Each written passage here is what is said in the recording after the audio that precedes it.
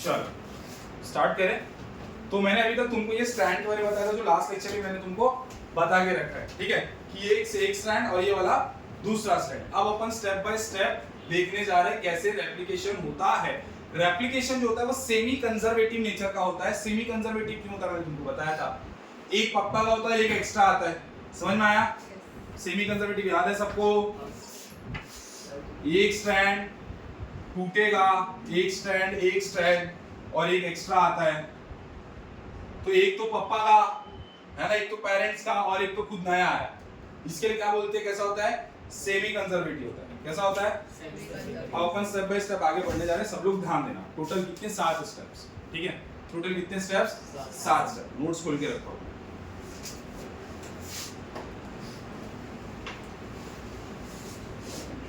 Activation of nucleotide. Activation of nucleotide. चलो ध्यान दो, एक्टिवेशन ऑफ न्यूक्लियोटाइड की जरूरत क्यों पड़ती है? क्या तुमको एक इसका ओवरव्यू पता है होने वाला क्या है? होने वाला ये है कि ये जो एक स्ट्रैंड है, ये जो दो स्ट्रैंड्स है, वो दो स्ट्रैंड्स धीरे धीरे अलग अलग होंगे। इनके बीच में जो हाइड्रोजन बॉन्ड होगा डबल ट्रिपल, वो टूटेगा। ये ऐसे और कुछ ऐसे करके होंगे, ऐसे करके होंगे। और इसके बाद क्या होगा, यहाँ पे कौन आएगा? RNA primer. कौन आएगा? आरएनए प्राइमर आता था, और आरएनए प्राइमर फिर यूं आगे आगे बढ़ता था। कैसे बढ़ता था, क्या होता था, सब बताया जाएगा, ठीक है। आरएनए प्राइमर आएगा। आरएनए प्राइमर एक छोटा सा होता है। एक्चुअली काम होता है डीएनए पॉलीमरेज का कि आप चेन को बड़ा कीजिए, पर डीएनए पॉलीमरेज बोलता है कि भैया मैं इनिशिएट नहीं कर पाऊंगा, मैं थोड़ा सा शर्मीला हूं, आप जाकर के बातचीत करके रखो, मैं पीछे जाकर के सारा काम करता हूं। तो इसके लिए अपने को आरएनए प्राइमर की जरूरत होती है। समझ में आया? इट्स लाइक मान लो दो लोग हैं, आपस में दूसरे को पसंद करते हैं, तो खुद तो कुछ नहीं कर सकते, इसलिए पेरेंट्स को भेजते हैं कि जाके बात करो सामने वाले से। तो ये वो पेरेंट्स है अपने, ठीक है। एक बार पेरेंट्स जाकर के बात कर लेंगे तो अपने को फिर आगे काम करने में आसानी होगी। समझ में आया? इतना समझ में आया? फिर ये ऐसे आगे आगे बढ़ेगा। आगे बढ़ने के बाद क्या होगा, फिर ये दो अलग हो जाएंगे और ये दो अलग हो जाएंगे। तो ये एक स्ट्रैंड, एक ये डीएनए और एक ये डीएनए। तो एक डीएनए से अपन ने दो डीएनए बना लिया, इसी को क्या बोलते हैं? DNA replication. आओ स्टार्ट करें। तो अब क्या होगा, जब आरएनए प्राइमर छोटा सा जा करके आगे वाले पार्ट में ऐड ऑन करने की कोशिश करेगा, तो उसको, वो तो एक जगह पर अटैच हो चुका है ना।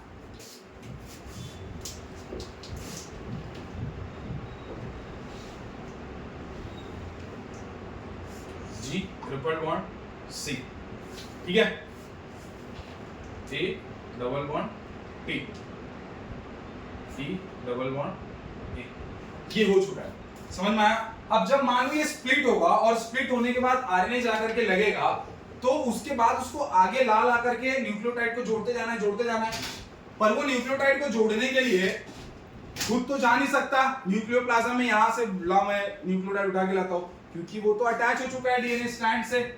इसके वजह से वो क्या करता है, पहले ही जो न्यूक्लियोटाइड है उनको थोड़ा थोड़ा एनर्जी दे करके रखता है, कि जब मैं तुमको आवाज लगाऊं कि एडेनिन आ जाना, तो तुम खुद से चल के आ जाना, पैसे मत मांगना कि रिक्शे के पैसे दो। उसने पहले पैसे दे रखे।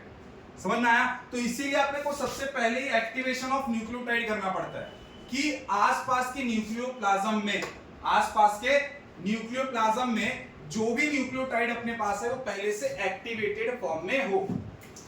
ये सेल न्यूक्लियस, न्यूक्लियस के अंदर डीएनए, और ये उसका न्यूक्लियोप्लाज्म।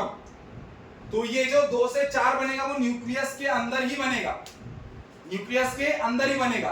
तो इसके लिए जो न्यूक्लियोटाइड होते हैं उनको पहले क्या दी जाती है? एनर्जी दी जाती है, और उसी को अपन बोलते हैं एक्टिवेशन ऑफ न्यूक्लियोटाइड। तो उसमें होता क्या है, देखो, एनर्जी मतलब ट्राइफॉस्फेट होता है, तुमको इतनी बात पता है। एक्टिव एनर्जी मतलब एटीपी, यू नो, एडेनिन, है ना, एटीपी ट्राइफॉस्फेट। तो क्या होता है, न्यूक्लियस के अंदर जो न्यूक्लियोटाइड प्रेजेंट होते हैं वो इस फॉर्म में प्रेजेंट होते हैं, AMP, D TMP, D GMP, D CMP. अब ये डीएमपी सीएमपी क्या है? ये जो डी है वो अपने को दिखा रहा है कि डीऑक्सी, डीएनए का स्ट्रैंड है, डीएनए का न्यूक्लियोटाइड है। समझ में आया? तो इसको अपन बोलते हैं deoxy adenine monophosphate, deoxy thymine monophosphate, deoxy guanine monophosphate. Deoxy cytosine monophosphate. तो देखो ये डीऑक्सी और मोनोफॉस्फेट तो सेम है, बस बदलना क्या है, ए टी, इसको न्यूक्लियोटाइड बोलते हैं। क्या बोलते हैं? न्यूक्लियोटाइड। तो इन सब का एक कॉमन नाम दिया जाता है, क्या दिया जाता है? Deoxy nucleotide monophosphate. क्या दिया जाता है? बोलो बोलो, डीऑक्सी न्यूक्लियोटाइड मोनोफॉस्फेट। तो अपने को क्या करना है इसका नाम पढ़ने के लिए? बस न्यूक्लियोटाइड की जगह पे जो है नाम रख दो। जैसे मैंने यहाँ पे ए रख दिया, तो बताओ नाम क्या होगा? Deoxy adenine monophosphate. समझ में आया? तो ये न्यूक्लियोप्लाज्म में प्रेजेंट होते हैं, बट ये अपने को एनर्जी की तरह तो यूज होते हैं। इसको एनर्जी देने के लिए क्या करना है? फॉस्फेट देना पड़ता है। क्या देना पड़ता है? फॉस्फेट देना पड़ता है। तो अपन क्या करते हैं, अपन इसको एक्टिवेट करते हैं। एक्टिवेट करने के लिए क्या किया जाता है? इसको एटीपी दिया जाता है कि भैया ये ले एटीपी, इसमें से तू दो ले, दो फॉस्फेट ले ले। तो ये मोनोफॉस्फेट है, अभी ये दो और ले लेगा तो ये ट्राई हो जाएगा। तो इसको बोला जाता है तो ये जो एटीपी है उसमें से ले ले। तो बोलता है नहीं मैं नहीं लूंगा, मैं कैसे ले लूं ऐसे? तो इसके वजह से मीडिएटर के फॉर्म में अपने को एंजाइम डालना पड़ता है। क्या डालना पड़ता है? Enzyme phosphorylase. एज आया मतलब एंजाइम, तो अपने को क्या डालना पड़ता है? फॉस्फोराइलेज। तो ये जो एंजाइम होता है इसको समझाता कि भैया ठीक है तेरे फायदे की चीज है, बाद में जरूरत लगेगी ले ले। तो ये फॉस्फोराइलेज एंजाइम काम करता है इसको एटीपी लेने के लिए। तो ये एटीपी लेते हैं तो जो जो मोनोफॉस्फेट थे अब क्या हो जाएंगे? ट्राइफॉस्फेट। तो ये हो जाएगा डीएटीपी, डी टीटीपी, डी जीटीपी और डी सीटीपी। ये जीटीपी वगैरह भी तुमको सुनने को मिलता है जब तुम रेस्पिरेशन पढ़ोगे ना, वहां पे आएगा एक जगह। तो ये किसमें कन्वर्ट हो गया? डीऑक्सी न्यूक्लियोटाइड मोनोफॉस्फेट से किसमें कन्वर्ट हुआ? Deoxy nucleotide triphosphate. Very good, इसमें कन्वर्ट हो गया डीऑक्सी राइबो और डीऑक्सी न्यूक्लियोटाइड ट्राइफॉस्फेट। समझ में आया तुमको? और ये चीजें प्रेजेंट कहां पर थी, क्या तुमको पता है? कहां पर प्रेजेंट थी? न्यूक्लियोप्लाज्म में। कहां पे प्रेजेंट थी? न्यूक्लियोप्लाज्म में। समझ में आया? समझ में आया? और ये जो फॉस्फेट देने की प्रक्रिया होती है, जो प्रोसेस होता है, उसको अपन बोलते हैं फॉस्फोराइलेशन। फॉस्फोराइलेशन। क्या सबको समझ में आया? ये अपन ने एक्टिवेट कर दिया न्यूक्लियोटाइड्स को। क्यों एक्टिवेट किया, क्या आपको समझ में आया? क्योंकि आगे जाकर के प्राइमर एक जगह पर बैठा रहेगा, जब वो एडेनिन को बुलाएगा कि एडेनिन आ जा, वो दूर कहीं पड़ा हुआ है तो वो आएगा नहीं, बोलेगा पैसे दो। तो अब आरएनए प्राइमर कैसे जाएगा उतना दूर उसको लेने के लिए, उसको पैसे देने के लिए? इसके लिए प्रोसेस शुरू होने से पहले उसको पैसा देके रख दिया गया कि जब मैं एक आवाज लगाऊं तो एक आवाज में भाग के आना। इसीलिए सबसे पहले अपन क्या कर लेते हैं? एक्टिवेशन ऑफ न्यूक्लियोटाइड करके रखते हैं, इसको पहले ही पैसा वैसा देके रखते हैं कि आरएनए प्राइमर की एक आवाज को तुम भागते भागते आ जा। समझ में आया? ये पहला प्रोसेस हुआ। ये कौन सा प्रोसेस हुआ? पहला प्रोसेस हुआ। ठीक है, अब दूसरे प्रोसेस में अपन डीएनए के ऊपर काम करना स्टार्ट करते हैं। तो जब अपने पास दूसरा प्रोसेस होता है, वो दूसरे प्रोसेस को अपन बोलते हैं इनिशिएशन पॉइंट, और क्या बोलते हैं? इनिशिएशन पॉइंट बोलते हैं और ओरिजिन पॉइंट बोलते हैं। इनिशिएशन पॉइंट और ओरिजिन पॉइंट। अब इनिशिएशन और ओरिजिन पॉइंट को समझने के लिए पहले दो बात समझो। दो टाइप के अपने पास एंजाइम होते हैं। दो टाइप के अपने पास एंजाइम होते हैं, एक तो एक्सोन्यूक्लियेज होता है और एक तो एंडोन्यूक्लियेज होता है। क्या होता है? एक तो एक्सोन्यूक्लियेज और एक तो एंडोन्यूक्लियेज। न्यूक्लियेज है इसका मतलब ये उन्हीं चीजों को, एज है एंजाइम है, तो ये उन्हीं चीजों को ब्रेक करता है जो न्यूक्लियस के अंदर, जो न्यूक्लियस के अंदर। तो अब मान लो ये डीएनए स्ट्रैंड है, ये क्या है? डीएनए स्ट्रैंड है, मान लेते हैं। ये ब्लैक मार्कर बहुत ही बार याद है।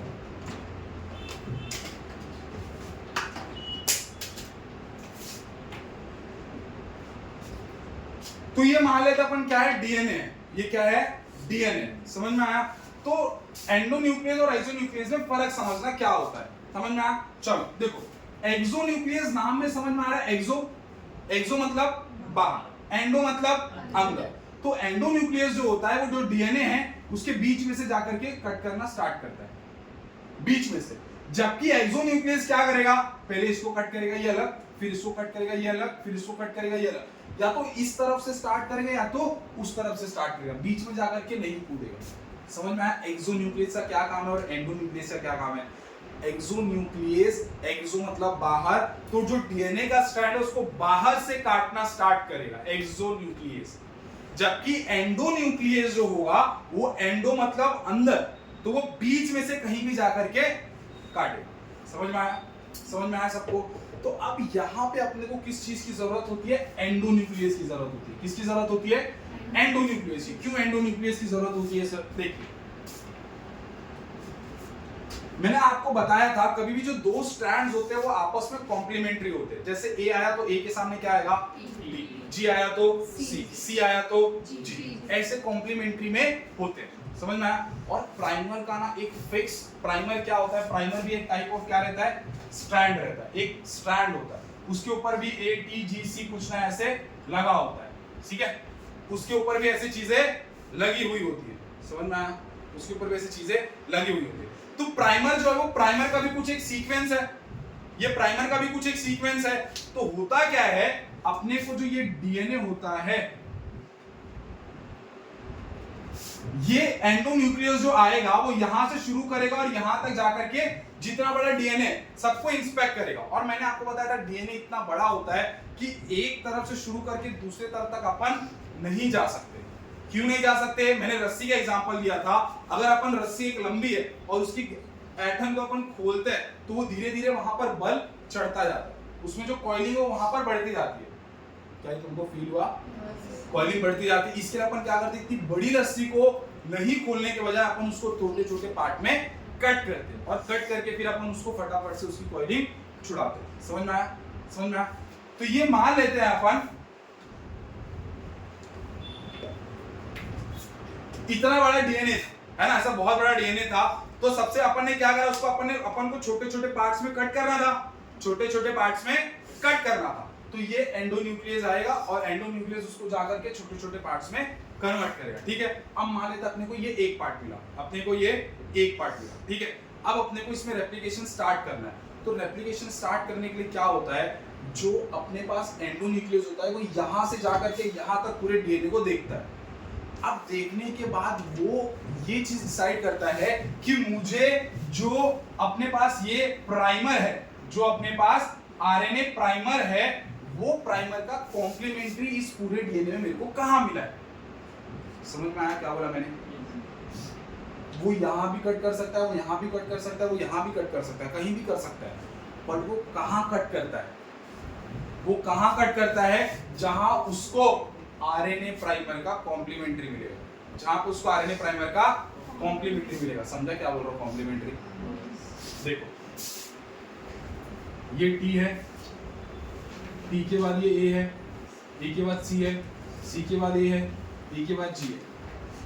इधर पे मान लेते हैं ए सी जी टी टी, इतना माना अपन ने, एग्जांपल समझा रहा हूं। ठीक है, कॉम्प्लीमेंट्री क्या होता है, देखो ये ए है, सी है, टी है, इसका सब सीक्वेंस ऐसा है। उसने रीडिंग करना स्टार्ट किया, रीडिंग स्टार्ट करने के बाद तो क्या करेगा, वो देखेगा यार ये ए है, इसका कॉम्प्लीमेंट्री क्या होगा, टी। क्या टी है यहाँ पे, नहीं, यहाँ से नहीं शुरुआत कर सकते। सी है, इसका कॉम्प्लीमेंट्री सी है, नहीं, इसको भी यहाँ से स्टार्ट नहीं कर सकते। ए इधर भी नहीं स्टार्ट कर सकते। ए का कॉम्प्लीमेंट्री टी स्टार्ट कर सकते हैं, टी का कॉम्प्लीमेंट्री ए स्टार्ट कर सकते हैं, जी का कॉम्प्लीमेंट्री सी नहीं स्टार्ट कर सकते, मतलब यहां से अपन स्टार्ट नहीं कर सकते। फिर ये इधर इसको छोड़ेगा, फिर इसके पास जाएगा, फिर इधर से स्टार्ट करेगा, ए का कॉम्प्लीमेंट्री टी, टी का कॉम्प्लीमेंट्री टी तो नहीं हो सकता, यहां से भी स्टार्ट होगा, फिर वो यहां से पढ़ना स्टार्ट करेगा, ऐसे करके वो एक एक आगे पढ़ता जाएगा। अब यहां से पढ़ते चलो, टी का कॉम्प्लीमेंट्री ए है, बराबर, ठीक है, टी का कॉम्प्लीमेंट्री ए है, सी का जी का कॉम्प्लीमेंट्री सी है, टी का है, जी का सॉरी वो सी है, तो सी का बोला रे हाँ, मेरे को इसका कॉम्प्लीमेंट्री डीएनए में इस जगह पे मिल चुका है। तो वो क्या करेगा, वो तुरंत से इस जगह पर कट लगा देगा। क्या लगा देगा, कट लगा देगा। और कट लगाने के बाद अब तुम फील कर पा रहे हो, जैसे ये कटिंग होगा ये इस तरफ भागेगा और ये इस तरफ भागेगा। समझ में आया तुमको, समझ में आया तुमको। और जब ये जैसे ही कट होगा तो ये मान लो कुछ यूं हो जाएगा, यूं हो जाएगा, तो अब यहाँ पे जो है ये जो अपने पढ़ा है उसका प्राइमर जाकर के यहाँ पर बाइंड हो जाता है। प्राइमर यहाँ पर जाकर के क्यों बाइंड होता है? क्योंकि वो उसका कॉम्प्लीमेंट्री, कटा ही ऐसी जगह से है कि वो उसका कॉम्प्लीमेंट्री है। समझ में आया तुमको? समझ में आया? पक्का? तो देखो हर एक, ये अपन पढ़ रहे हैं इनिशिएशन और ओरिजिन पॉइंट में, तो हर एक डीएनए में एक ओरिजिन पॉइंट होता है और एक टर्मिनेशन पॉइंट होता है। ओरिजिन पॉइंट को अपन O बोलते हैं और टर्मिनेशन पॉइंट को T बोलते हैं। तो O पॉइंट अपने को कहां मिला? यहाँ पे मिला, जहां से वो स्टार्ट हो रहा है। एक बात। दूसरी बात, एंडोन्यूक्लियस एंजाइम जो होता है वो दो स्ट्रैंड को सेपरेट करने के लिए क्या करता है? कौन से बॉन्ड को तोड़ता है? बताओ। शुगर और फॉस्फेट बॉन्ड को तोड़ता है। किसको? शुगर और फॉस्फेट। इसलिए मैंने इसको मिटाया नहीं था, है ना? इसको दो लोग को जब अलग करना है तो मुझे कौन सा बॉन्ड तोड़ना पड़ेगा? हाइड्रोजन या फॉस्फोडाइएस्टर? फॉस्फोडाइएस्टर अपने को दिख रहा है। अगर मान लो मैं इसको तोड़ दूं और इसको जोड़ के रखूं तो क्या ये तो अलग होंगे? ये अलग होगा, ये अलग होगा? नहीं होगा। अपने को ये दोनों को इस तरीके से अलग करने के लिए फॉस्फोडाइएस्टर तोड़ना पड़ता है। तो ये याद रखना, एंडोन्यूक्लियस कौन से बॉन्ड को तोड़ता है? फॉस्फोडाइएस्टर बॉन्ड को। Phosphodiester bond. क्या सबको समझ में आया? इतनी बात सबको समझ में आई? इनिशिएशन हो चुका है।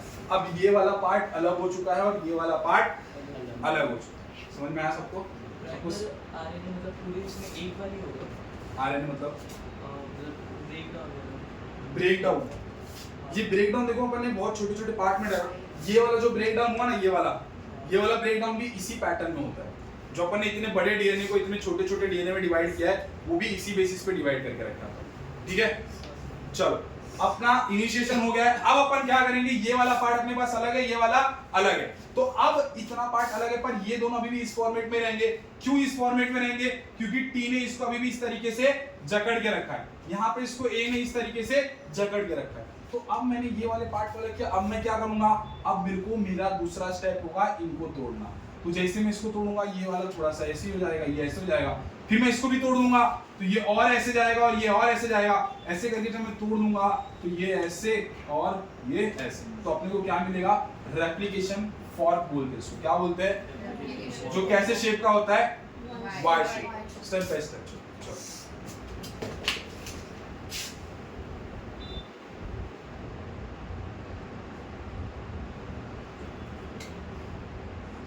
अपना इधर तक ब्रेक हो चुका है, इधर तक ब्रेक हो चुका है। चल अब अपने पास जो दूसरा पॉइंट है वो तीसरा पॉइंट होता है unwinding of DNA strand. Unwinding of DNA strand. Start करें। एक बात है, देखो ये कटिंग वाला जो पॉइंट है, ये जो कटिंग वाला पॉइंट है और इसके बाद जो बनता है इसको बोलते हैं रेप्लिकॉन। क्या बोलते हैं? ऐसे हल्का सा जान के रखो, याद नहीं मेरा तुझे। क्या बोलते हैं इसको? रेप्लिकॉन। कि जहां से अपने को कितने ओरिजिन पॉइंट मिल रहे हैं। तो ये रेप्लिकॉन जो होता है प्रोकैरियोट्स में सिर्फ एक ही होता है और यूकैरियोट्स में बहुत सारे होते हैं। समझ में आया? चलो अपन स्टार्ट करते हैं unwinding of DNA strand. Unwinding of DNA strand अपन ने न्यूक्लियोटाइड एक्टिव कर दिया है। एक्टिव करने के बाद अपन ने ओरिजिन पॉइंट ढूंढना है। ओरिजिन पॉइंट पे कौन आ रहा है? एंडोन्यूक्लियस आ रहा है। वो कौन से बेसिस पे कट कर रहा है? वो कहीं रैंडमली कट कर रहा है क्या? नहीं, वो पूरे डीएनए को पहले तो इंस्पेक्ट कर रहा है। इंस्पेक्ट करने के बाद वो देख रहा है कि यार प्राइमर का मेरे को कॉम्प्लीमेंट्री कहां मिल रहा है, और जहां उसको प्राइमर का कॉम्प्लीमेंट्री मिलेगा वो वहां पर जाकर के कट लगा रहा है। अब एक पार्ट अलग और दूसरा पार्ट अलग। अब अपन आगे पढ़ रहे हैं अनवाइंडिंग पे। अनवाइंडिंग में क्या होगा देखते चलिए। चलिए देखिए, ये मान लीजिए अपने पास स्ट्रैंड है, ये अपने पास स्ट्रैंड है। ठीक है, मैंने ये वाला पार्ट ले लिया, इस तरह वाला पार्ट मैंने ले लिया। समझ में आया सबको? चलो तो मैं मानता हूं ये 3' एंड है और ये 5' एंड है। ये 3' एंड मैंने माना, तो इसका जो दूसरा वाला होगा वो कौन सा स्ट्रैंड होगा? कौन सा एंड होगा? 5' एंड। और क्योंकि मैंने अगर इसको 3 माना है तो ये क्या होना चाहिए? 5 ही होना चाहिए, 3 नहीं हो सकता। क्यों नहीं हो सकता? कॉम्प्लीमेंट्री। क्यों कॉम्प्लीमेंट्री की जरूरत है? स्टेबिलिटी बनाने के लिए दो स्ट्रैंड्स में। क्या बनाने के लिए? स्टेबिलिटी। समझ में आया?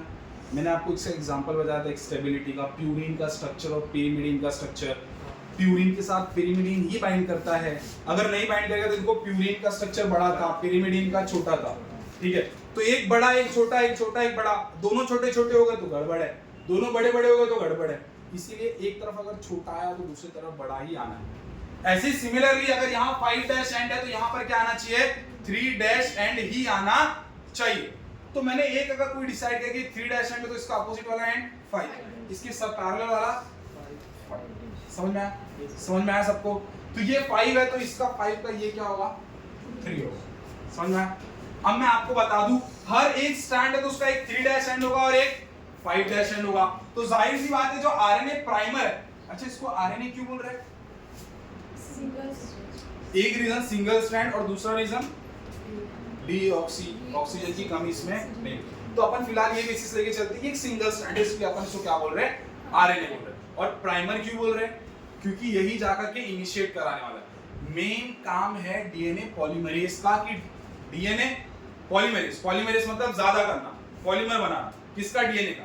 तो मेन काम तो डीएनए पॉलीमरेज का है, पर वही बात है कि डीएनए पॉलीमरेज थोड़ा सा शाई है, थोड़ा सा शर्मीला है। तो वो क्या बोलता है आरएनए प्राइमर को, आप जाइए शुरुआत कीजिए, मैं पीछे से आके अपना काम कर दूंगा। तो इसके लिए आरएनए जो होता है वो प्राइमर पहले जा करके स्टार्ट करे, ठीक है। तो अब क्या होगा, देखो ये 3 डैश एंड ये 5 डैश एंड अपन ने डिसाइड कर लिया है, अपन ने डिसाइड कर लिया है। और अपन ने क्या करा, अभी तक अपन ने ऐसे हाइड्रोजन बॉन्ड को तोड़ता है। तो क्या होगा इसमें, देखो अनवाइंडिंग की पहली बात जो बोली जाती है वो ये बोली जाती है कि अपन हेलिकेज एंजाइम का यूज करते हैं, और हेलिकेज एंजाइम का यूज करके ये जो ए और टी वाला कॉन्सेप्ट था इसको तोड़ते हैं, हाइड्रोजन बॉन्ड को, ठीक है। हाइड्रोजन बॉन्ड को तोड़ा, मैंने आपको बताया हाइड्रोजन बॉन्ड को तोड़ा, तो ये अलग ये अलग ये अलग। तो हाइड्रोजन बॉन्ड को कौन तोड़ने का काम कर रहा है, हाइड्रोजन बॉन्ड को कौन तोड़ने का काम कर रहा है, हेलिकेज। कौन कर रहा है, हेलिकेज। हेलिकेज ने काम किया अपना। अब क्या अपने को हेलिकेज के तोड़ने के बाद ये वाई शेप का एक रेप्लिकेशन फॉर्म मिला। पहला पॉइंट, हेलिकेज आएगा हाइड्रोजन बॉन्ड को तोड़ेगा, हेलिकेज आकर के हाइड्रोजन बॉन्ड को तोड़ा, तोड़ा पक्का, चलो फिर रेप्लिकेशन फॉर वाई शेप का मिलेगा, वाई शेप का मिला रेप्लिकेशन फॉर, समझ में आया। अब बोला जाता है तीसरी बात कि ये जो एक सेपरेट सेपरेट स्ट्रैंड है वो एक्ट करेंगे टेम्पलेट की तरह। किसकी तरह, टेम्पलेट मतलब क्या, कि इन्हीं को देख करके इनका कॉम्प्लीमेंट्री नीचे बनेगा। समझ में आया, इन्हीं को देख करके इनका कॉम्प्लीमेंट्री नीचे में बनेगा। 3 बातें हो गई सबको, सबकी हो गई 3 बातें, टेम्पलेट बना लिया, समझ में आ गया। अब अपना नेक्स्ट स्टेप जाता है, इसी में आता है आरएनए प्राइमर आकर के बाइंड होता है। अब देखो, अब मैं तुमको ये बताता प्राइमर है तो इसका भी स्टैंड होगा, इसका भी एंड होगा। ये 3 डैश एंड और ये मान लो ये 5 डैश एंड है, ये 3 डैश एंड और ये 5 डैश एंड। और मैंने तुमको बताया था ऑलवेज मूवमेंट किस डायरेक्शन से किस डायरेक्शन में होता है, 5 to 3, 5 to 3, इसी डायरेक्शन में मूवमेंट बढ़ेगा। आओ अब आरएनए प्राइमर को अपने को जोड़ने का, आरएनए प्राइमर को अपने को जोड़ने का, ठीक है। ये 3 डैश एंड है, ठीक है, ये 3 डैश एंड है। यहां तक अपना ओपन हो चुका है डीएनए, यहां वाला अभी तक अपन ने तोड़ा नहीं है, यहां वाले बॉन्ड अभी भी जुड़े। तोड़ने का काम कौन कर रहा है, हेलिकेज। हेलिकेज ने आया, हेलिकेज ने यहां तक तोड़ा, फिर बोला कि प्राइमर भाई साहब अपना काम शुरू करो, जब तक मैं आगे वालों को भी निपटा के आता हूं तब तक आप अपना काम शुरू करो। अब प्राइमर को निपटा मिल चुका है, इन्विटेशन मिल चुका है, तो प्राइमर आएगा, इस वाले स्टैंड को देखेगा, बोलेगा यहाँ पे क्या है, 3 है, यहाँ पे क्या है, 3 है।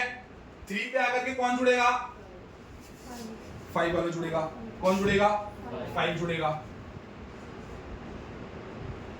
3। समझ में आया तुमको, तुमको समझ में आया। अब यहाँ पे क्या है, 5, यहाँ पे कौन जुड़ेगा, 3, यहाँ पे कौन जुड़ेगा, 5। समझ में आई थी बात। कॉम्प्लीमेंट्री मैंने जोड़ दिया, कॉम्प्लीमेंट्री मैंने जोड़ दिया। अब तुम मुझे बताओगे, अब देखो क्या होगा, ये है, ये दोनों जगह पे आकर के प्राइमर जुड़ चुके हैं। समझ में आया। अब प्राइमर क्या करता है, प्राइमर क्या करता है, प्राइमर मैंने तुमको बताया था आवाज लगाएगा। किसको आवाज लगाएगा, न्यूक्लियोप्लाज्म में न्यूक्लियोटाइड का आवाज लगाएगा। वो जो होगा वो आगे जाकर के देखेगा यहाँ पे क्या है, टी है, तो बोलेगा ए वाले आ जाओ, तो उसमें से कोई एक ए वाला अपने आप चल के आएगा, और जब ए वाला आएगा तो ये उसको वहां पे डबल बॉन्ड हाइड्रोजन से ए से जोड़ देगा। हाइड्रोजन बॉन्ड से ये दोनों आपस में जुड़ जाएंगे। और जुड़ने के बाद फॉस्फोडाइएस्टर बॉन्ड से ये इसको अपने आप से जोड़ लेगा। समझ में आया? समझ में आया? आरएनए प्राइमर आया, आरएनए प्राइमर ने फिर रीड किया इसके बाजू वाले को, टी था, कॉम्प्लीमेंट्री को बुलाया, जोड़ा, किससे जोड़ा? हाइड्रोजन बॉन्ड से। हाइड्रोजन बॉन्ड से जुड़ने के बाद हवा में लहर रहा था, स्टेबल करने के लिए फॉस्फोडाइएस्टर बॉन्ड से खुद को जोड़ा। समझ में आया? फिर वो उसके बाद वाले को रीड करेगा, रीड किया, मान लो जी है, क्या है, किसको आवाज देगा? सी वाले आएंगे, कोई एक आएगा सी, ट्रिपल बॉन्ड से यहां बाइंड करेगा, ट्रिपल बॉन्ड से बाइंड करे। ट्रिपल बॉन्ड कौन से टाइप का बॉन्ड है? Hydrogen bond. कैसा बॉन्ड है? Hydrogen bond. फिर हवा में लहर रहा है, स्टेबल करने के लिए क्या करेंगे? फॉस्फोडाइएस्टर बॉन्ड, है ना, किसको बाइंड कर दिया। समझ में आया? अब प्राइमर बोलता है बस हो गया मेरा, मैंने इनिशिएट कर दिया, अब काम आएगा, कौन संभालेगा? DNA polymerase. कौन संभालेगा? DNA polymerase. फिर डीएनए पॉलीमरेज आकर के यहाँ पे नया नया आगे आगे रीड करता जाएगा और ऐसे जोड़ता चला जाएगा। समझ में आया?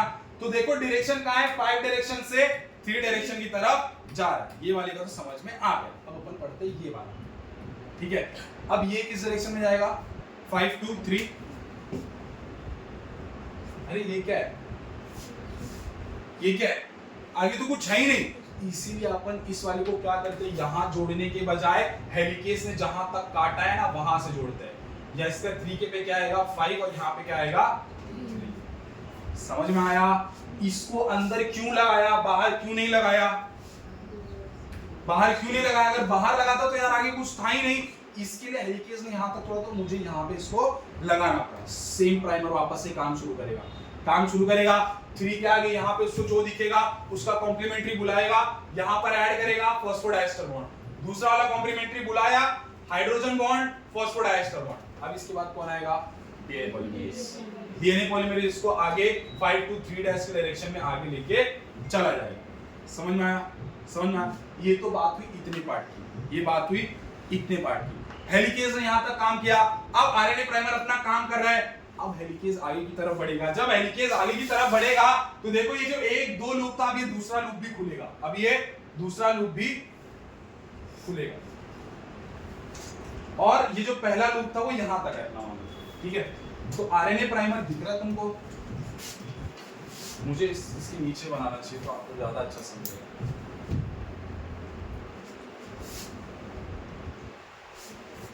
देखो अब ये यहां तक ओपन आउट है, यहां तक अपना हो चुका है रेप्लिकेशन। सब लोग देख रहे हो इधर? देखो यहां तक अपना रेप्लिकेशन हो चुका है, ठीक है। आरएनए प्राइमर ने बोला मैंने यहां तक काम कर लिया, तो डीएनए पॉलीमरेज हेलिकेज अपना आगे काम स्टार्ट कर। तो हेलिकेज अब आगे का भी तोड़ना स्टार्ट करेगा।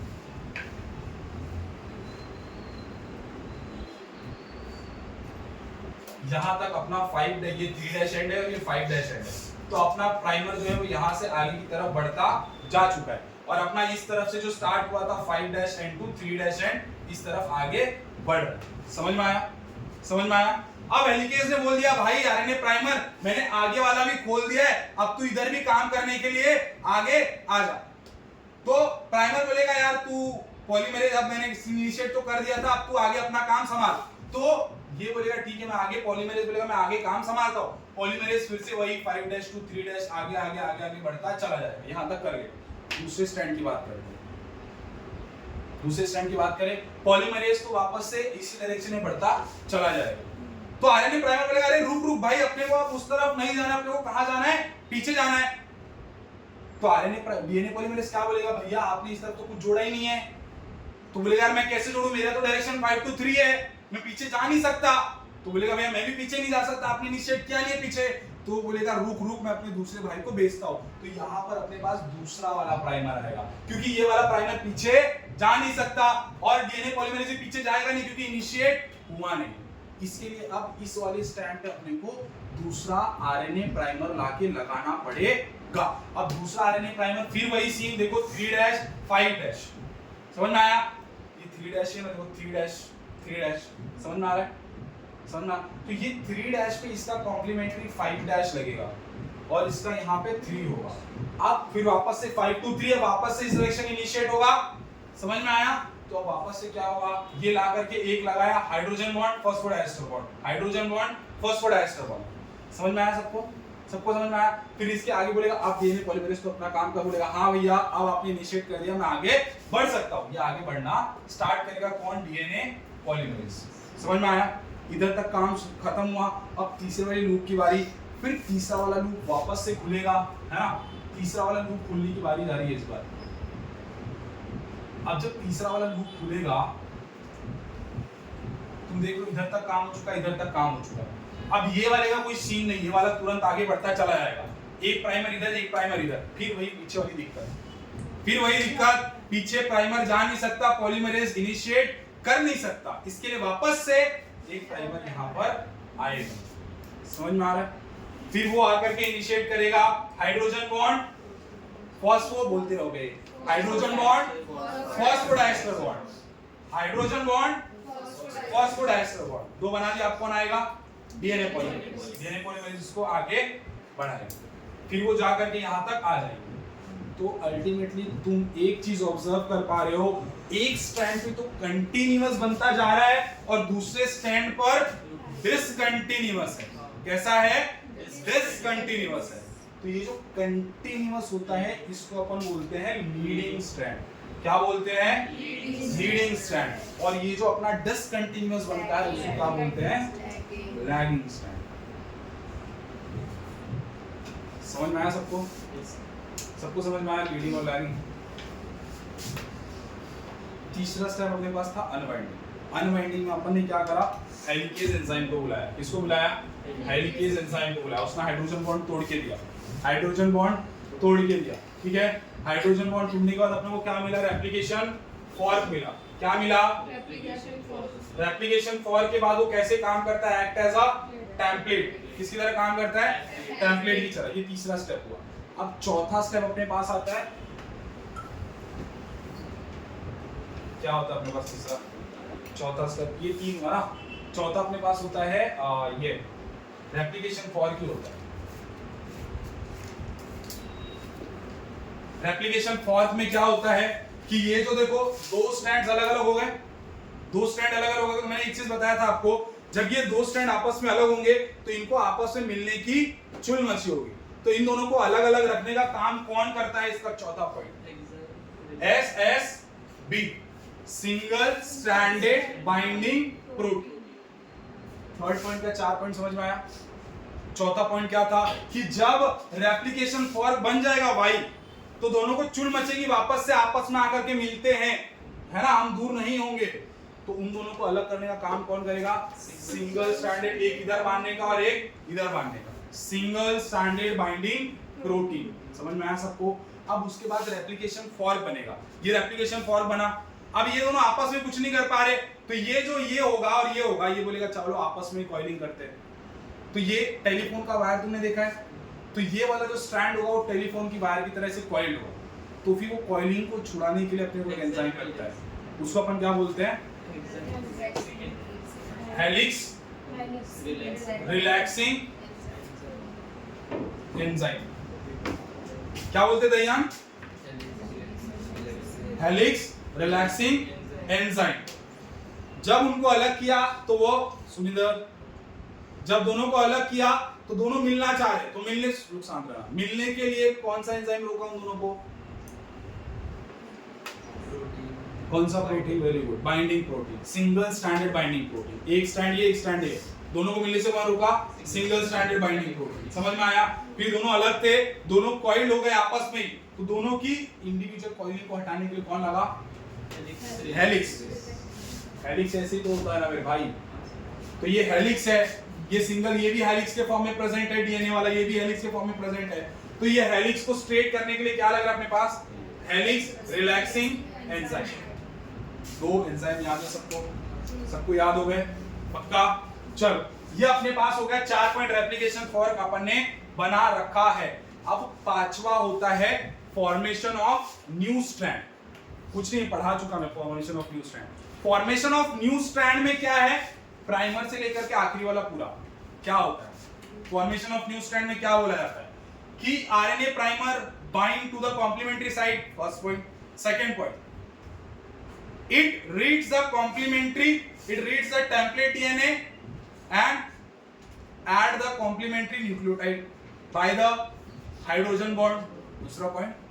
पहला पॉइंट क्या, आरएनए प्राइमर गया कॉम्प्लीमेंट्री बाइंड किया, पहला पॉइंट। दूसरा point it reads the adjacent nucleotide and bring the complementary nucleotide and bind with the hydrogen bond, दूसरा पॉइंट। तीसरा point the adjacent nucleotide bind with the primer by the phosphodiester bond, तीसरा point. समझ में आया सबको? सबको समझ में आया? चौथा पॉइंट ये किस डायरेक्शन में काम करता है, 5' एंड टू 3'। समझ में आया सबको? उसके बाद पांचवा पॉइंट क्या होता है कि after that DNA polymerase take out the उसका जो भी बनाने का प्रोसेस होता है वो सब कुछ कौन ले लेता है, डीएनए ले लेता है। समझ में आया? 5 पॉइंट। ये अपन ने चौथा पॉइंट रेप्लिकेशन फॉर पढ़ा, फिर अपन पांचवा पॉइंट जो पढ़ रहे हैं इसको रब कर दे रहा हूं, ठीक है?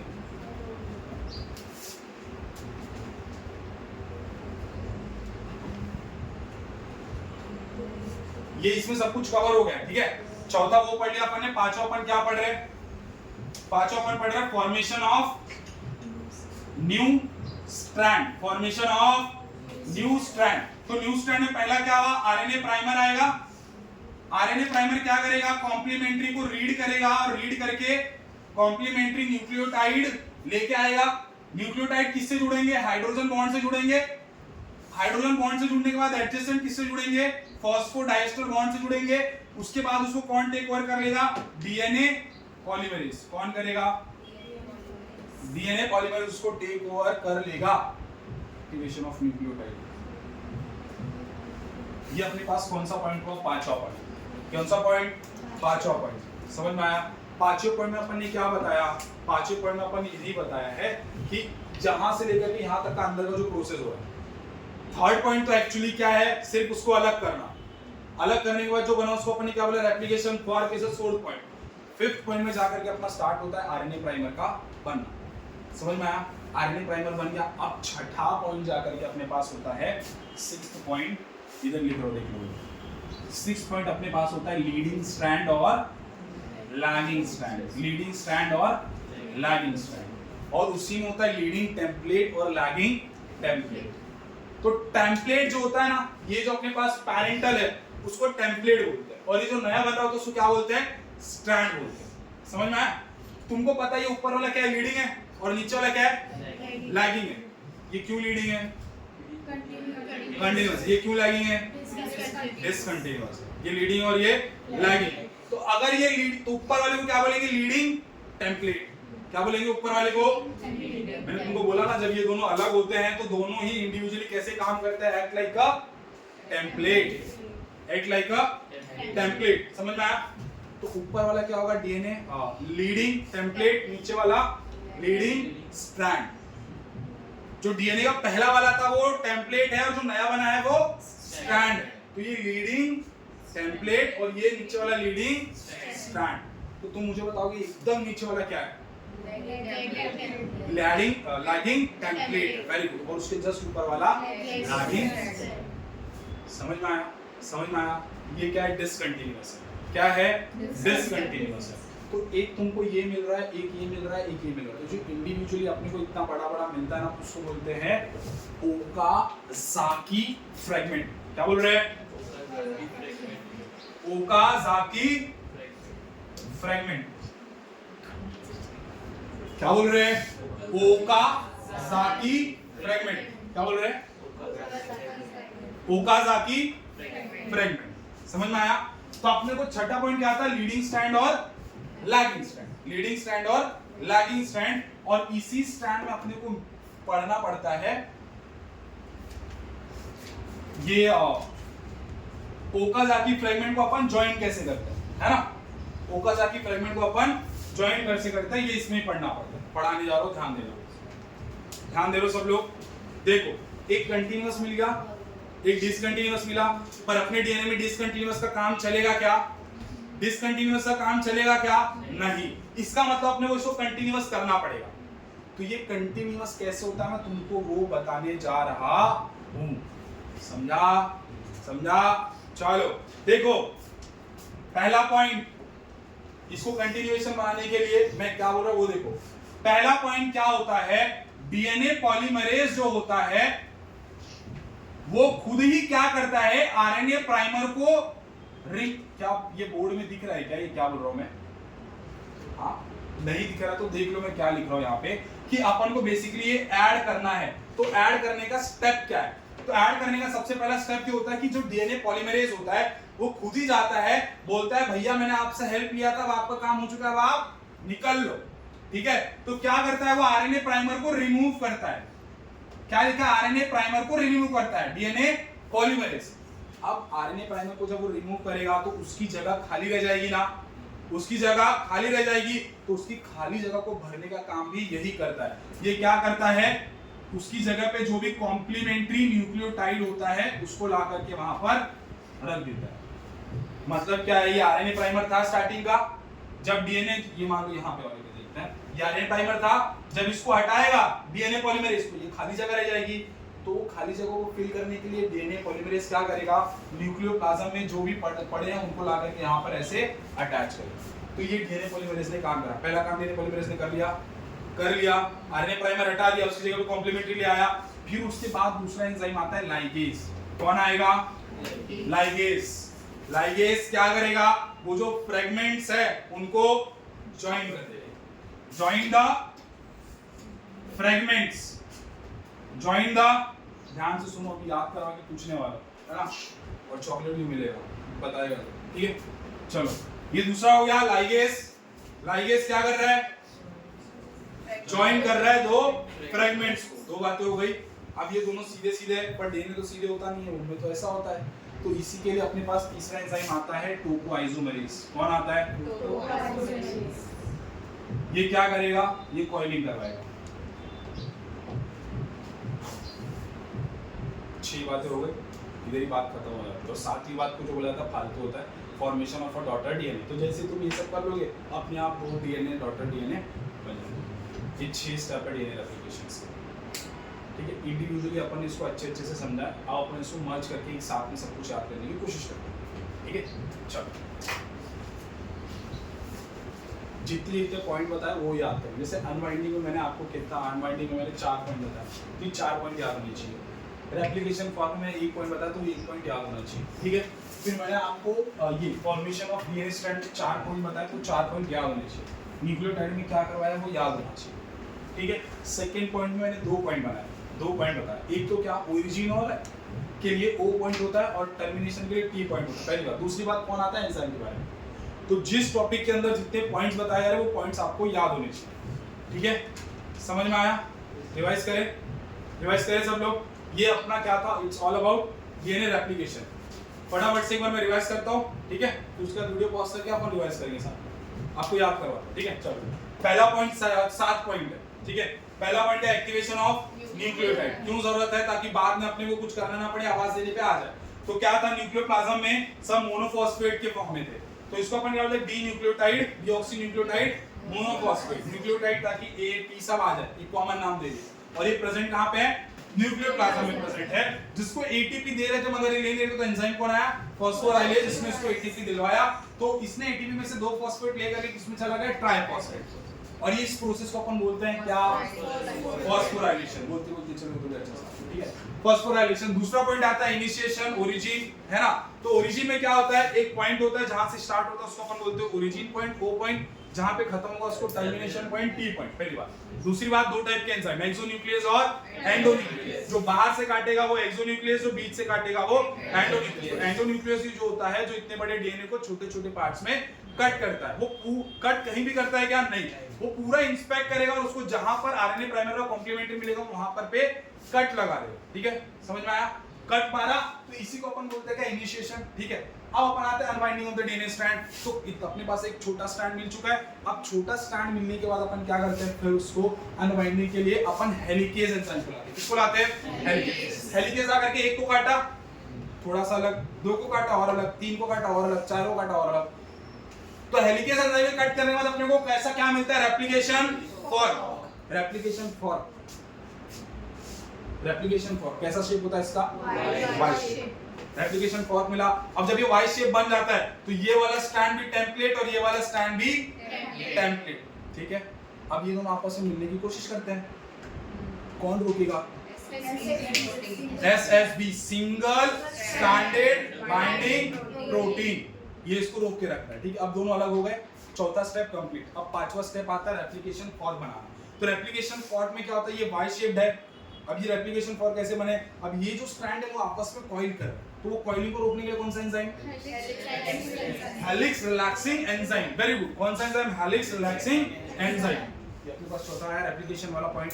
अब चौथा पॉइंट होने का अपने पास पांचवा पॉइंट क्या आएगा? Formation of new DNA. अब अपने को बिल्कुल ही ऐसे स्ट्रेट खड़े, ये दोनों अलग होने के बाद भी क्या प्रॉब्लम था? ये लोग हेलिक्स थे, तो हेलिक्स को रिलैक्स करने के लिए हेलिक्स रिलैक्सिंग एंजाइम। अब दोनों स्ट्रेट लाइन है। अब प्रोसेस स्टार्ट होगा। तो यहाँ पर मैंने आपको बताया था formation of new DNA strand में क्या होता है, आरएनए प्राइमर आएगा, आरएनए प्राइमर आया, बाइंड करा टेम्पलेट को बाइंड करा, टेम्पलेट को बाइंड करने का दूसरा स्टेप रीड करेगा टेम्पलेट को और लाएगा किसको? कॉम्प्लीमेंट्री न्यूक्लियोटाइड को लाया। उसने आगे रीड करा कि अरे आगे क्या है, टी है, तो उसने बोला इसका कॉम्प्लीमेंट्री तो ए है, तो ए को आवाज लगाएगा, ए वाला आएगा, ए वाला इससे बाइंड कर जाएगा टी से। किससे बाइंड करेगा? Hydrogen bonds. टी से ए से बाइंड करेगा हाइड्रोजन बॉन्ड्स। अब हवा में लटक रहा था तो स्टेबिलिटी देने के लिए किससे बाइंड किया? अरे फॉस्फोडाइएस्टर बॉन्ड से। एक हो गया, दूसरा वाला भी रीड करेगा, फिर आवाज देगा, फिर आएंगे हाइड्रोजन बॉन्ड, हवे में फॉस्फोडाइएस्टर बॉन्ड बन गया। फिर उसके बाद बोलेगा बस मेरा काम हो गया, अब आगे कौन काम संभालेगा? ये पूरा काम डीएनए पॉलीमरेज का था, मगर वो बोला सर मैं थोड़ा शाय हूँ, शर्म आती है मुझे थोड़ा सा, तो प्राइमर जी आप स्टार्ट कीजिए, मैं पीछे से आता हूँ। तो अब इतना काम करने के बाद कौन आएगा? पॉलीमरेज आकर ये कॉम्प्लीमेंट्री रीड करेगा, हाइड्रोजन बॉन्ड से जुड़ेगा, फॉस्फोडाइएस्टर बॉन्ड से जुड़ जाएगा। समझ में आ रहा है? अब ये कंटिन्यूअस चलता जा रहा था। तो हेलिकेज भाई साहब ने पहले इतना तोड़ा, तो आरएनए प्राइमर को बोला मैंने इतना काम कर दिया, तो आगे का स्टार्ट कर, मैं थोड़ा ब्रेक ले लेता हूँ। ठीक है, ब्रेक एक्चुअली होता नहीं, कंटिन्यूअसली प्रोसेस चला जाता है। ठीक है, तो यहाँ तक मान लो हेलिकेज ने अभी तक तोड़ा है। ठीक है, तो अब यहाँ क्या होगा? प्राइमर ऐसे आगे बढ़ने लगा। ये इस तरफ क्यों जुड़ा था मैंने आपको बताया था। तुम ये सोच, मैं अगर तुमको डायरेक्टली बोलता है यहाँ पे जुड़ेगा, तुम्हारे मन में सवाल रहता है ये यहाँ क्यों जुड़ रहा है? ये जब कॉर्नर पे जुड़ा, इसको भी कॉर्नर पे जोड़ो। कॉर्नर पे नहीं जुड़ सकता है, क्यों नहीं जुड़ सकता है? किसी को डाउट है क्यों नहीं जुड़ सकता? डाउट देखो, क्योंकि जब मैंने इसको यहाँ जोड़ा था तो ये ऐसे था, जब मैंने इसको ऐसे जोड़ा था तो ये इसका 3 और ये 5, सब इसका कॉम्प्लीमेंट इधर 5 है, तो इधर इसका 3 डैश आएगा और इधर पे इसका 5 डैश आएगा। अब इसका काम किस डायरेक्शन में होता है? 5 to 3, तो ये ऐसे आगे बढ़ता चला जाएगा, पर आगे बढ़ ही नहीं पाएगा। क्यों नहीं बढ़ पाएगा? कॉम्प्लीमेंट्री यहाँ आगे कुछ है ही नहीं, तो रीड किसको करेगा? लाएगा किसको? इसके लिए बोलते हैं इधर तो कुछ काम नहीं, तो इसीलिए ये जहां तक ओपन हुआ होता है उसके सबसे आखिरी में जाकर के बैठता है। तो यहाँ पे अब 5 है और यहाँ पर क्या? इधर 3 है, तो यहाँ पे क्या है? 5 है, तो यहाँ क्या है? तो अब ये 5 to 3 आगे बढ़ने लगा। समझ में? इसीलिए इसको पीछे लगाया। समझ में आया? अब ये ऐसे आगे बढ़ना, तो आरएनए प्राइमर बोला हमारा खत्म होने वाला है, हेलिकेज भैया वापस स्टार्ट करो। तो हेलिकेज ने वापस बॉन्ड तोड़ना यहाँ पर स्टार्ट किया, बॉन्ड टूट गया, ये वाला तो 5 to 3 कंटिन्यू रह गया। ये देखा डीएनए पॉलीमरेज आगे बढ़ता जा रहा है, फिर अपने को पता चला पीछे खाली है, तो फिर वापस से बोलता है भैया आप आगे जाओ प्राइमर को। पर बोलता है मैं नहीं जा सकता, ये मेरे अगेंस्ट है, 5 तो मैं जा नहीं सकता। बोलता है मैं भी नहीं जाऊंगा, आपको तो पता है मैं कैसा हूं। तो वो क्या करता है? अपने भाई को भेजता है। तो दूसरा आरएनए प्राइमर यहाँ पर आता है, दूसरा आरएनए प्राइमर आकर के इसको कंटिन्यू करता है, फिर बोलता है हाँ भैया आपके भाई नहीं गए, मैं जाता हूँ वापस से। फिर डीएनए पॉलीमरेज जाएगा, फिर तीसरा वाले को वो खोलेगा। तो ये अपने को डिसकंटिन्यूअस क्यों मिल रहा है? क्योंकि हेलिकेज धीरे धीरे खोल रहा है। समझ में आया? तो ये अपना पॉइंट था, ये वाला फॉर्मेशन ऑफ न्यू स्ट्रैंड। अब चौथे पॉइंट में लीडिंग और लैगिंग में क्या आता है कि एक कंटिन्यूअस मिल रहा है और एक कैसा मिल रहा है? डिसकंटिन्यूअस। तो जो कंटिन्यूअस मिलेगा वो लीडिंग और जो डिसकंटिन्यूअस है वो। अब उसमें एक टेम्पलेट होता है और एक स्ट्रैंड होता है।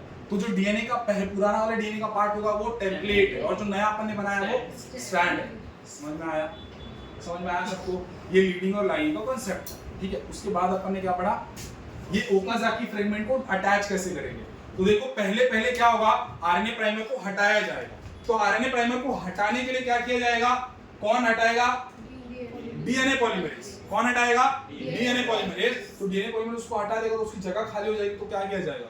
उसको फिल किया जाएगा कॉम्प्लीमेंट्री के साथ। और उसको फिल करने का काम कौन करेगा? DNA polymerase. डीएनए पॉलीमरेज नहीं हटाया था और डीएनए पॉलीमरेज ही लगाएगा। तो अब अपने पास आरएनए प्राइमर हट चुका है। अब ये दोनों अभी भी फ्रेगमेंट में, तो उनको जोड़ने का काम कौन करेगा? डीएनए पॉलीमरेज का दो काम था, एक तो आरएनए प्राइमर को हटाना और उसकी जगह पे कॉम्प्लीमेंट्री को लाना।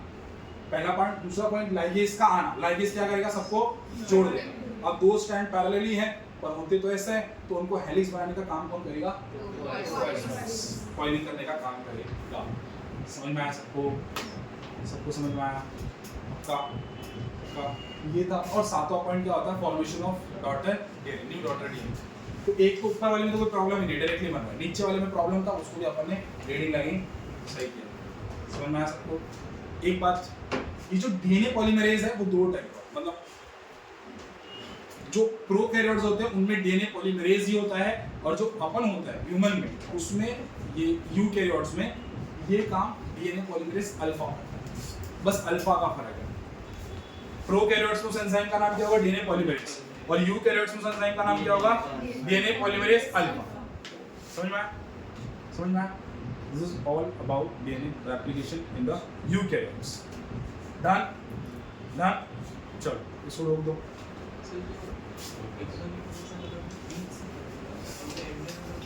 रिवाइज करते नहीं होगे घर पे जाके, रिवाइज किया करो बे।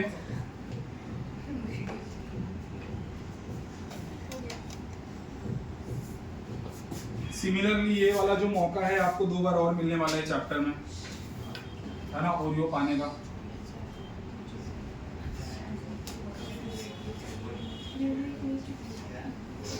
पर ये पार्टिसिपेशन वाला ऑलवेज नहीं रहता है, वो कभी कभी मेरा मूड होता है। हाँ अगली बार आप बता देना। नहीं नहीं, वो मैं बाद में बताता हूँ पार्टिसिपेशन पे देना है कि नहीं देना। इसके लिए मैं बोल रहा था कुछ बोल दो, पर तुम्हें नहीं बोलना था। चलो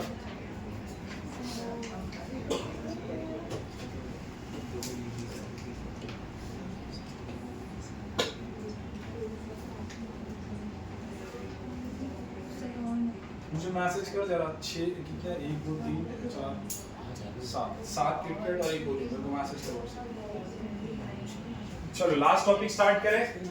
लास्ट टॉपिक कुछ भी नहीं है, बस इतना ही है। देखो जिसको चाहिए होगा आज शाम को आ जाना, अगर शाम को नहीं आओगे तो वो तुम्हारा नहीं रहेगा, ठीक है।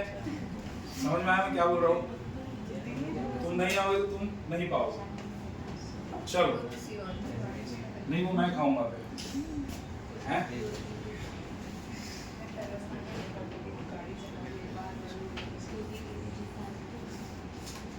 जो टॉपिक स्टार्ट करने जा रहे हैं वो है experiment for semi conservative nature. चालू है, हाँ, semi conservative nature of DNA, semi conservative nature of DNA. ये टॉपिक आपको हल्की सी बता दी रखी है। सेमी कंजर्वेटिव मतलब आधा पैरेंटल आधा आगे वाले का। जैसे मान लो तुम्हें 2 कलर की पेन भी नहीं है,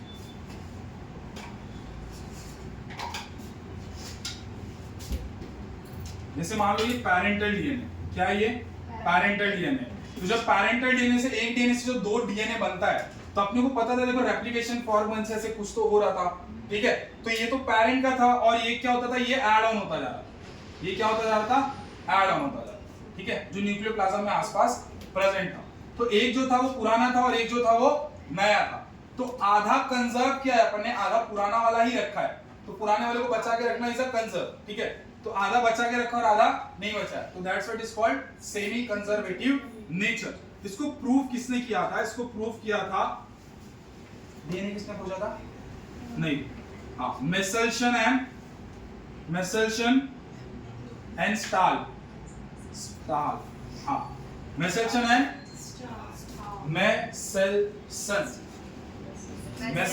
एंड स्टाल, ठीक है, वो हाल लास्ट में आना चाहिए, इन्होंने खोजा था, ये एक्सपेरिमेंट इन्होंने दिया था, है ना। अब कैसे दिया था वो ध्यान से सुनना, ठीक है, सुन रहे हो सब लोग। पहला स्टेप उन्होंने क्या करा, तुमको पता है ये नाइट्रोजन जो अपन ने स्ट्रक्चर ऐसे ऊपर ही, इधर तो नहीं दिखा हुआ, अपन ने जो स्ट्रक्चर बनाया था, इधर नाइट्रोजन बनाया था, इधर पे कार्बन फॉस्फेट बनाया था। ये जो नाइट्रोजन था, क्या तुमको नाइट्रोजन का एटॉमिक वेट पता है, 14 होता है, 7 इसका नंबर होता है और 14 इसका एटॉमिक वेट होता है। मोस्ट ऑफ द टाइम ऐसा माना जाता है जितना ये होगा उसका डबल उसका एटॉमिक वेट होता है 7 यूनिट। जैसे कार्बन 6 तो 6 का है ना, समझ में आया? तो जो नाइट्रोजन नॉर्मली नेचर में पाया जाता है कैसा पाया जाता है 7 और 40। अब अपने को देखना था कि क्या कंजर्व होता है या नहीं, क्या एक स्ट्रैंड पैरेंट का है, एक स्ट्रैंड नया है, या दोनों स्ट्रैंड नए हैं, या दोनों स्ट्रैंड पुराने। तो इसके लिए उन्होंने क्या करा, उन्होंने सबसे पहले बोला मान लेते हैं कि एक स्ट्रैंड लिया और वो स्ट्रैंड को बनवाया नाइट्रोजन 14 वाले में। किसमें? नाइट्रोजन 14 वाले में बनवाया। मतलब क्या, जैसे मान लो ये पैरेंट है, ये पैरेंट, तो पैरेंट के न्यूक्लियोप्लाज्म में N14 ऐसे डाल के रखा। तो इसमें जो डीएनए बनेगा, डीएनए जो बनेगा वो कैसा वाला बनेगा? N14 वाला बनेगा। कैसा वाला बनेगा? N14, क्योंकि जो डीएनए अल्टीमेटली बन रहा है वो न्यूक्लियोप्लाज्म से तो आके ऐड होता जा रहा है, न्यूक्लियोप्लाज्म से तो ऐड हो रहा है। तो जो नया वाला डीएनए बनेगा उसमें क्या होगा? N14। तो अपन ने ऐसा करके N14 में अपन ने एक डीएनए बनाया। तो अपने को जो दोनों स्ट्रैंड बने उन दोनों स्ट्रैंड के नाइट्रोजन में कौन सा वाला एटॉमिक वेट है? 14 वाला। पहला स्टेप उन्होंने ऐसा किया। अब दूसरा स्टेप उन्होंने क्या करा? दूसरा स्टेप उन्होंने ये करा कि एक सिमिलर नया स्ट्रैंड बनाया जिसमें N15 था। N15 था। N15 मतलब क्या? ये जो एटॉमिक वेट है अब वो क्या हो चुका है? बढ़ चुका है। ये जो होते हैं 14, 15, 16 ये आइसोटोप्स बोला जाता है। आइसोटोप्स मतलब कि इनका एटॉमिक वेट सेम होता है और नेचर में ना अलग अलग वेट के मिलते हैं, ठीक है? तो ज्यादा आखिरी क्या होता है? N14 होता है, 7 दूनी 14, और N15 भी थोड़ी अमाउंट में मिलता है नेचर में, और N16 भी थोड़े अमाउंट में मिलता है। इतनी बात समझ में आई? तो अपन ने क्या करा, अपन ने 15 वाले को खोजा और 15 वाला अपन ने बनाया, ठीक है? इसका मतलब क्या है कि अब जो नया डीएनए बन रहा है उसके न्यूक्लियोप्लाज्म में मैंने क्या डाल रखा है? N15 डाल रखा है। तो अब अगर मैंने N15 डाल रखा है तो N15 वाला ही वो लेगा और N15 ही बनाएगा। तो जो नया स्ट्रैंड बना कैसा बना? N15 बना। कैसा बना? N15 बना। ये बना, आपको N15 समझ में आया? समझ में आया? अब देखो ये दो बात समझ में आ गई।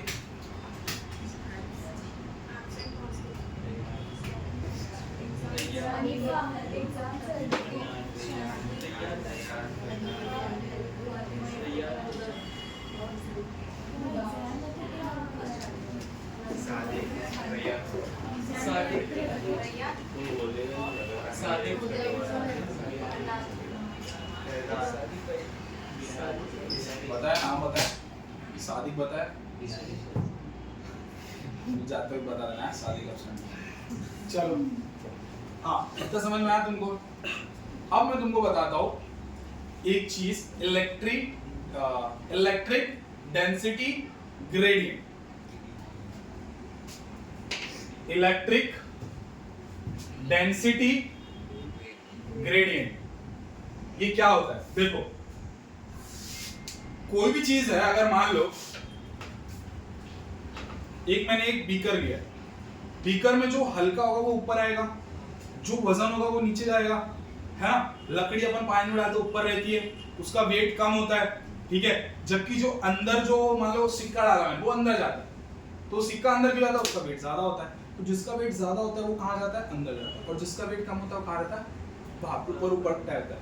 तो ये एक्सपेरिमेंट में क्या किया साइंटिस्ट ने? उन्होंने इस मेथड का ही इस्तेमाल में लिया। उन्होंने क्या करा, उन्होंने सबसे पहले ना नाइट्रोजन 14 को, जैसे मान लो सेंट्रीफ्यूगेशन मशीन थी, तो सेंट्रीफ्यूगेशन मशीन में एक तरफ यू एक बीकर है और एक तरफ ये एक बीकर है। जब इन्होंने नाइट्रोजन 14 को इस बीकर में डाला, नाइट्रोजन 14 को इस बीकर में डाला, तो जब इन्होंने ऐसे जोर से सेंट्रीफ्यूज किया, जोर से घुमाया, तो अपनी डेंसिटी की वजह से, हल्का होने की वजह से अपने को सारा जो डीएनए था वो यहां पर दिखा। ब्लू कलर से बना लिया, सारा डेंसिटी कहां दिखा? इधर दिखा। इसमें किधर दिखा? इधर दिखा। क्यों इधर दिखा? क्योंकि ये हल्का था, हल्का होने की वजह से बीच में आया, ठीक है? सिमिलरली जब 15 वाले को किया गया तो 15 वाला को, ये एक हो गया, ठीक है? अब दूसरी बार कर रहे हैं, तो इसको निकाल दिया 14 वाले को, अब 15 वाला किस डाल रहे हैं? जब 15 वाले को डाला गया तो ऑब्जर्व किया गया कि ये वाला जो था वो यहाँ पे मिला। कहाँ पे मिला? यहाँ पे एक्यूमुलेट हो गया। समझ में आया सबको? सबको समझ में आया? अब साइंटिस्ट ने क्या करा, नाइट्रोजन 15 था, उन्होंने क्या करा, इस नाइट्रोजन 15 को एक ऐसे बीकर में डाला जहां पर नाइट्रोजन क्या थे, 14 थे। अब तुमको डीएनए रेप्लिकेशन का तरीका तो पता है, तो तुमको पता आरएनए प्राइमर इधर आएगा, कॉम्प्लीमेंट्री को ऑब्जर्व करेगा, लगाएगा, तो कॉम्प्लीमेंट्री कहां से आएंगे, न्यूक्लियोप्लाज्म से आएंगे। तो मतलब जो नया वाला डीएनए बनेगा, जो नया वाला ये डीएनए अलग हो जाएगा अपना, ये एक डीएनए, ये दूसरा डीएनए। तो अब जो नया वाला अपने पास स्ट्रैंड बनेगा, आपको पता है कैसा वाला बनेगा, नाइट्रोजन 14 वाला। ये N14 बना और ये N14 और ये कैसा बना, N15 और ये N15। समझ में आया, समझ में आया सबको? ये क्या बना, N14 क्यों है यहाँ पे, N15 क्यों नहीं है? क्योंकि नया स्ट्रैंड है मेरे भाई, और नया स्ट्रैंड बनाने के लिए नया सामान चाहिए होता है, और जो सामान तूने दे रखा है वो नाइट्रोजन 14 का दे रखा है। तो जब एक्स्ट्रा सामान नाइट्रोजन 14 दे रखा है, तो जो नया बनेगा वो भी क्या बनेगा, नाइट्रोजन 14 बनेगा। अगर 15 देता तो 15 बनता। तो मैंने क्या करा, मैंने सबसे पहले 15 दिया, 15 का एक स्ट्रैंड तैयार किया और उसमें से एक निकाल करके मैंने 14 वाले में डाल दिया। तो अब जो नया स्ट्रैंड बन रहा है वो कैसा बन रहा है, 14 और 15 का मिक्सचर बन रहा है, एक तो पुराना वाला और एक तो नया वाला। फिर इसको बोलते हैं एक जनरेशन, जो 20 मिनट में कंप्लीट हुई, जो 20 मिनट में कंप्लीट हुई। अब इसके बाद अपने पास आता है दूसरा जनरेशन।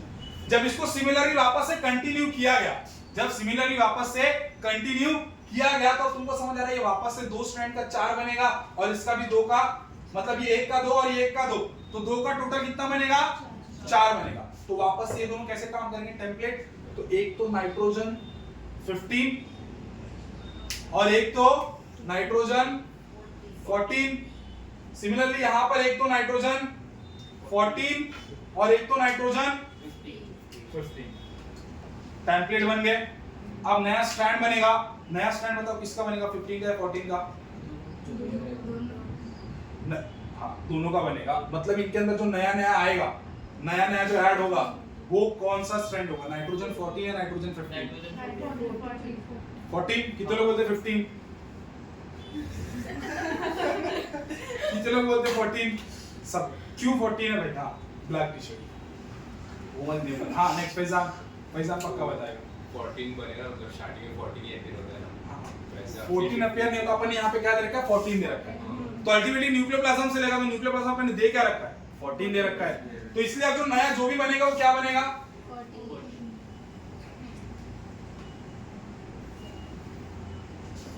समझ में आया? समझ में आया?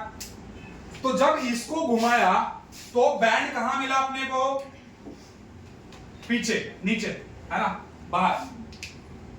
जब इसको घुमाया तो अब बताओ ये वाला कहां मिलना चाहिए, ये बीच में मिला। ये कहां मिला, बीच में मिला। समझ में आया? और जब इसको घुमाया तो बताओ कहां मिलना चाहिए, कहां मिला होगा, क्या एक ही जगह मिला होगा, दो जगह मिला। एक तो तुमको मिला यहाँ पर और एक कहां मिला, बीच में। एक तो आगे और एक तो बीच। तुमको अगर हो तो तुम आगे भी करके देख लेना, ऑलवेज तुमको एक पैरेंटल डीएनए मिलेगा, एक पैरेंटल डीएनए का स्ट्रैंड मिलेगा। समझ में आया? इसलिए बोलते सेमी कंजर्वेटिव, सेमी कंजर्वेटिव।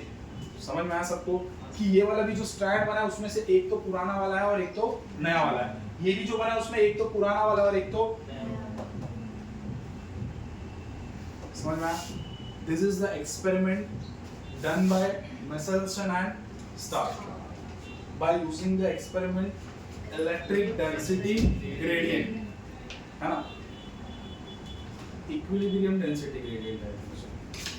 क्या है, equilibrium density gradient। बहुत अच्छे से मुझे याद है, जब मैं लास्ट ईयर पढ़ा रहा था तो भी यही गलती हुई थी, ईडी मैंने इलेक्ट्रिक लिखा था। तो क्या है ये, उस क्लास में पढ़ा रहा था और सेम ये वर्ड मैंने यहाँ लिख रखा था कहीं पर, है ना। क्या है ये, इक्विलिब्रियम डेंसिटी ग्रेडियंट। ठीक है, ये उन्होंने लिया और इसके बेसिस पे एक्सपेरिमेंट करा। सबसे पहले नाइट्रोजन 14 पहला पॉइंट, नाइट्रोजन 15 दूसरा पॉइंट, तीसरा point, kept the one DNA with a nitrogen 15 in a nitrogen 14. फिर अगला जनरेशन जो बना उसमें दो स्ट्रैंड बने, दो डीएनए बना, one with the 15, one with the 14. कितने मिनट का जनरेशन है? 20 मिनट.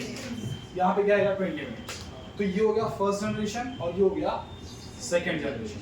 तो फर्स्ट जनरेशन में अपने को कहाँ मिला? एकदम उधर. सेकंड में एकदम इधर. थर्ड में बीच में. अब अपन आगे जितना भी करते जाएंगे, जितना भी करते जाओ, ऑलवेज तुमको क्या मिलेगा? यही वाला डेंसिटी ग्रेडियंट मिलेगा. समझ में आया? एक ये मिलेगा, एक ये मिलेगा. मिक्सचर है ये बेसिकली, सिर्फ रेड नहीं है. समझ में आया सबको? अब तुम आगे कितना भी करते चले जाओ, ऑलवेज तुमको अगर नहीं विश्वास तुम करके देख लेना. आगे एक स्ट्रैंड और बना, क्या करना? एक रेड को अलग, एक ब्लू को अलग, एक दोनों ब्लू को अलग और नया ब्लू को ऐड करते जाना. यही मिलेगा. Done. This is the experiment for the semi conservative nature of DNA. बड़ा आसान सा है. और एक बात बोली जाती है, ये जिसमें घुमाया जाता है इसको, है ना, जिसमें जैसे में मतलब पानी में लकड़ी डूबेगी और तैरेगी और सिक्का डूबेगा, है ना, तो ये सिक्का और लकड़ी है वो डीएनए. पानी भी तो चाहिए होगा तैराने डुबाने के लिए. तो पानी का काम कौन करता है? 6 molar Cl2 caesium chloride. 6 molar समझते हो कंसंट्रेशन? 6 मोलर सीजियम क्लोराइड या CaCl2. जैसे बहुत लोग को नाम नहीं पता होता है, CS मतलब क्या, सीजियम है क्या है. CaCl2 बोलो है. C तो दिख रहा है, S भी दिख रहा है, C भी दिख रहा है, CaCl2. चलो ये मोलर समझ रहे हो ना?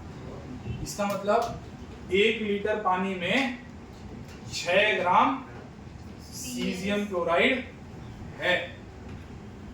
तो उस वाले डेंसिटी में अपन ने उस वाले 6 मोलर में क्या किया? अपन ने डाला है, वो पानी है बेसिकली कंपैरेटिवली. जैसे मैंने बोला सिक्का डूब रहा है, पानी तैर रहा है, अरे लकड़ी तैर रही है, तो जो लकड़ी और सिक्का है वो क्या है? डीएनए. तो तैराने या डुबाने के लिए कुछ चाहिए होगा, तो पानी का काम यहाँ कौन कर रहा है? 6 मोलर सीजियम क्लोराइड CaCl2. ठीक है, ये एक्सपेरिमेंट था आपने. डन. हाँ वीडियो पॉज. Very good.